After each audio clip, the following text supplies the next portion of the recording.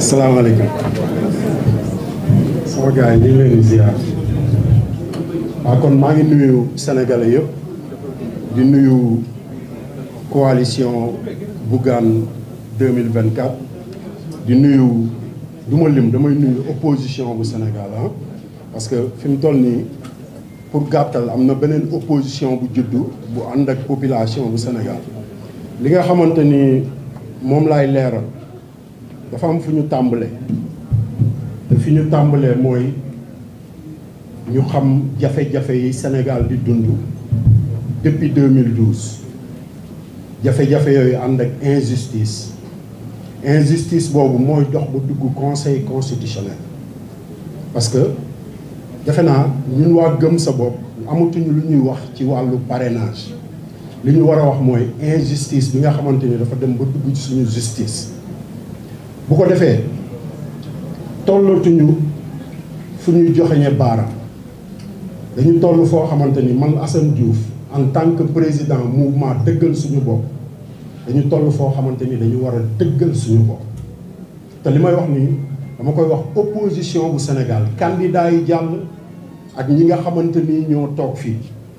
dañu am beneen liggéey boo xamante ni ñoom ki leen ko sas mooy population bu Sénégal te population boobu dafa am résultat yu ñuy xaar résultat yi ñuy xaar mooy élection yi ñu jëm amul joxoñ baaraam élection yi yoo xamante ni benn nit la ñu jàkkaar lool depuis 2012 muy Macky Sall muy dundal injustice ci Sénégal lu kenn mësta dund te dund joogu ñu ko dund 12 ans ñaari weer moo ci des ñaari weer yooyu tey bi ma yeewoo li ma njëkk a am ci information mooy nit ñi dañu dem jëli seeni carte d'identité numéro 1 numéro 2 fii amatul benn candidat amatul 20 candidats benn candidat moo fi nekk muy population bu Sénégal mooy benn candidat mooy suñu jooy yi ñu jooy at yi ñu weesu injustice bi tege ci kaw président Bougane tege ko ci ñii fi toog ñu koy dund ay at man ma dund ko moo tax bu ngeen seetloo weer yi yëpp waxuma parce que booy xeex dara ba egg ci cappaandaw gi sa énergie da nga koy denc énergie bi la yàlla jox da nga koy denc pour bu bis baa nga mën koo fullaal